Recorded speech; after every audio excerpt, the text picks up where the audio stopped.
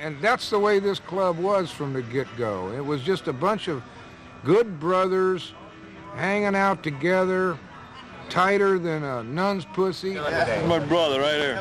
New York, we go down to New York, man. Picture on the fence. 7 days, 7 long days, and a little sliding in between. I just say, you know, like, treat me good and I'll treat you better. Treat me bad and I'll fuck you.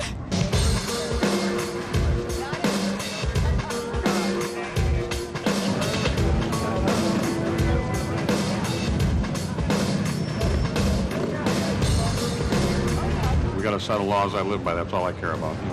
You know, I don't want to get into specifics, but you know, it's a long process, and if you're not ready to commit yourself for life, I wouldn't waste your time. Inside your mind, it gets injected.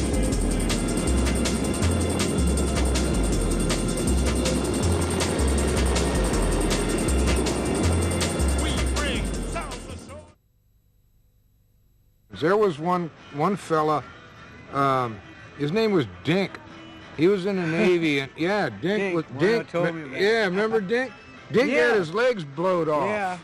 Yeah. And they, you know, back right after World War II in the 40s, you know, prosthetics wasn't a heavy-duty science, and they fitted old Dink with a pair of artificial legs, you know, and he put his boots on it, and then Wino and John Cameron drilled a hole all the way through the boots on both sides so that Dink could stay on the bike. He hooked them over the pegs, you know. And they had a party one night, and when Dink went to bed, he just took his Levi's and his false legs off and set them there next to the couch wherever he was going to sleep, you know. And one of the guys, I think it was Johnny Rocho, but I ain't for sure, woke up in the middle of the night and says, "Oh my God, somebody cut Dink in half," you know. That's, you know, I mean, that's just a fun story, and that's the way this club was from the get-go. It was just a bunch of good brothers hanging out together, tighter than a nun's pussy, and just having a good time, you know.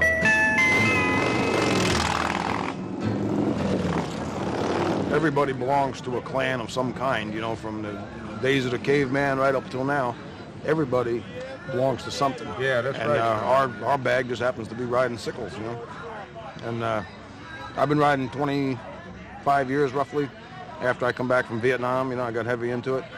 And one of the things about belonging to a club, you can travel anywhere in the United States or in the world in some cases, and you can go visit somebody, get showed around town, have a good time, and when they come visit you, it's the same thing all over, you know, and that's why we belong to the groups we belong to, whatever it happens to be. How you doing? Talk to this guy. My brother right here. New York, we go down to New York, man. Picture on the fence. 7 days, 7 long days, and a little sliding in between. Most of us are old enough to either have been in Vietnam or been there during the era, and we wear a patch. All the Vietnam veterans and era veterans in the club wear a patch in memory of the 58,044 people, although I think it's up to 58 people now, who died in Vietnam. This was our war. Like World War II was the booze fighters, and the original 13 Rebels' war was World War II. Well, our war was the Vietnam War. So this is a tribute to brothers that can't ride anymore because they're gone now.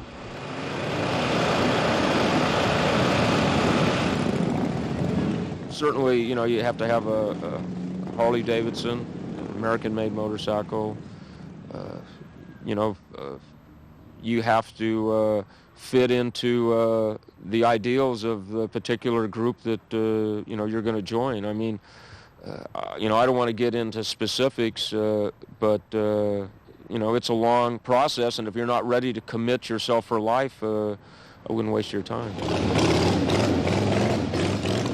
It takes a special breed of man to be a booze fighter.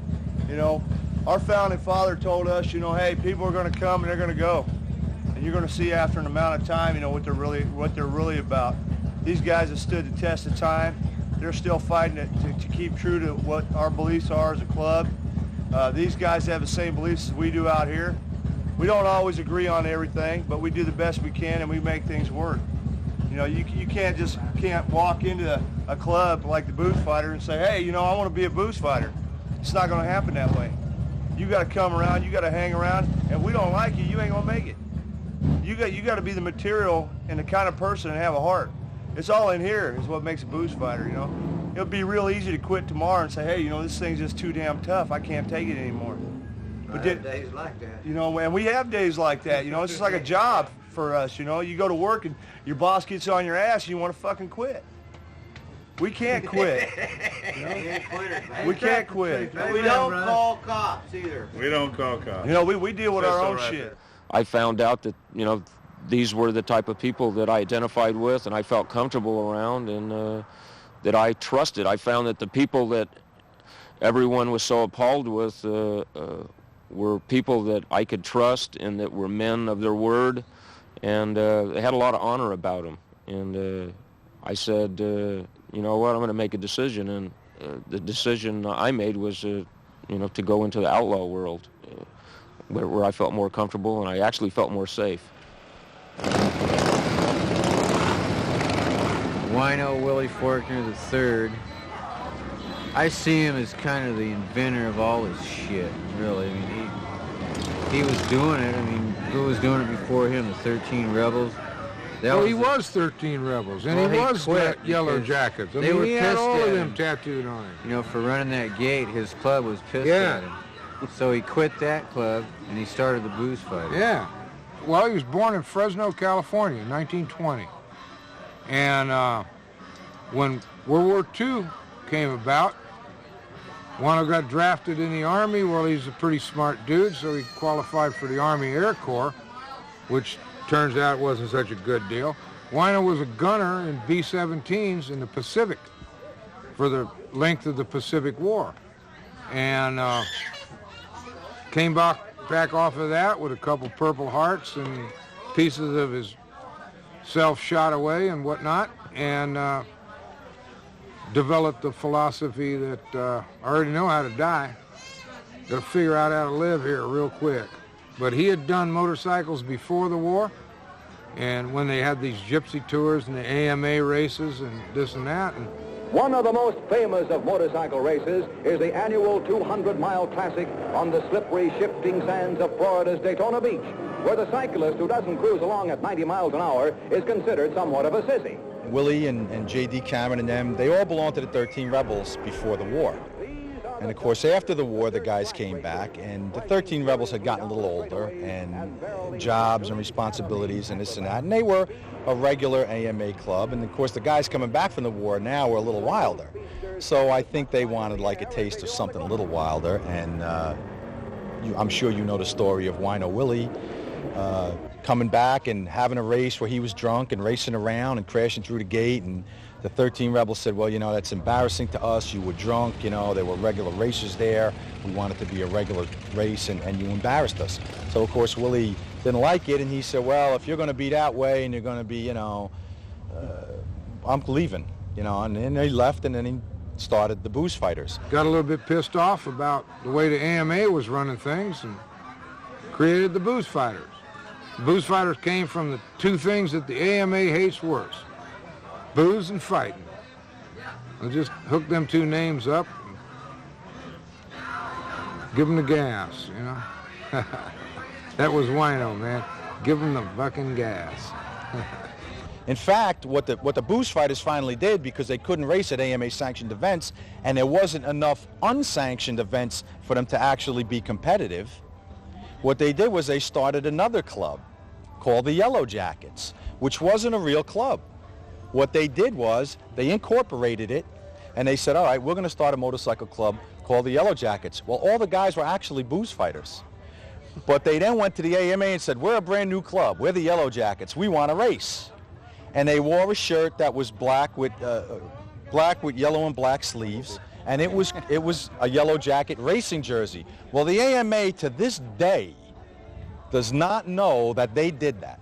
In fact, in Cycle World magazine, about 2 years ago, they had an article about this racing club called the Yellow Jackets. And I just sat there laughing my butt off because they were all the Booze Fighters. And to this day, they didn't know that. They thought they were a separate club.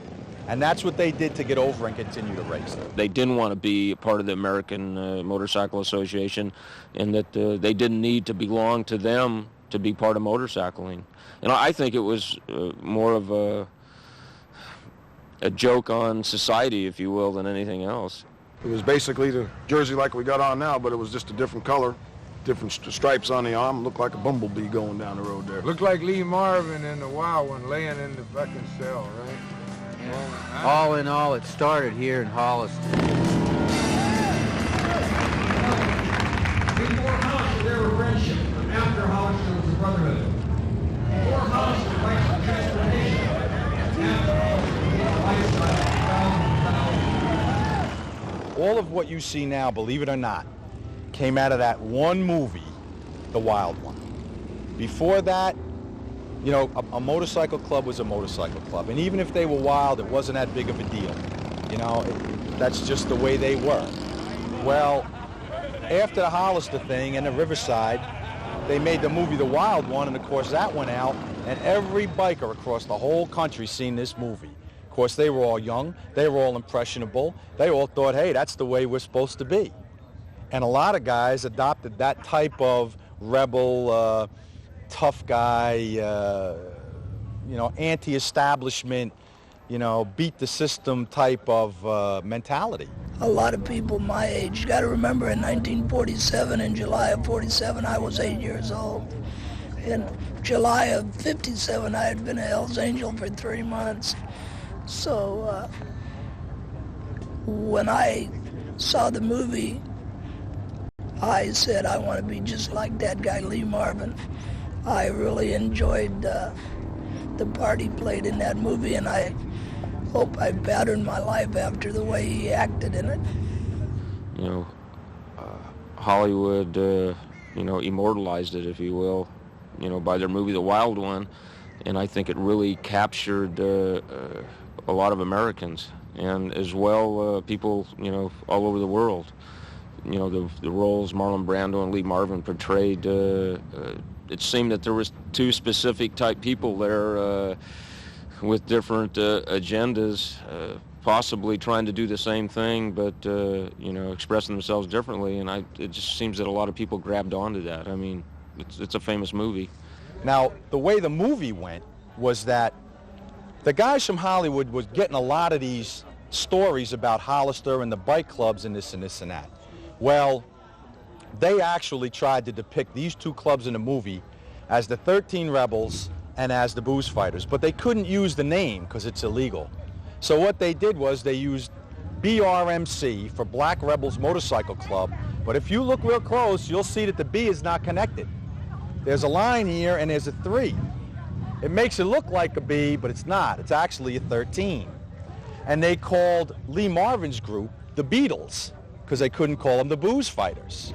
So the whole thing was supposed to be that here the 13 Rebels were in Hollister, and here comes Wino Willie and the Booze Fighters, who didn't get along, which was total baloney, because they got along after the split. It was no problem. They all hung out together in the same bar and everything. But of course, that wasn't exciting enough for the movies. So what they did was they depicted it like, well, here's the 13 Rebels, and here's the Beatles, and here they come into this town, and they have this humongous riot and take over the town because of the split from the club. And that's exactly the way that thing worked. So Lee Marvin was actually supposed to be Wino Willie. Well, I liked when the guy in the car ran into the guy on the bike, Lee Marvin pulled him out of the car and smacked him. When the cops told him, hey, you hit that guy, and he called him Frog Face, I think it was. He said, well, if Frog Face don't like him, let him hit me back. And I really liked that. You know, like if you're taking responsibility for what you do. If you smack somebody in the head, you expect them to smack you back. You know, if they don't, that's their fault. And the incident in Hollister was just a party. The locals joined in the party. I mean, everybody had a blast. I forget how much glass they swept up off the street, but it was quite a bit, but it was mostly broken bottles. The sheriff of the town blocked off the street, that main drag out there, San Benito Street, so they could do donuts up and down the street. But basically what happened is the media got a hold of it and made it look like, you know, a bunch of bikers got out of control and, you know, kicked people's asses and did all this criminal activity and whatnot. They put an article, or not an article, but a report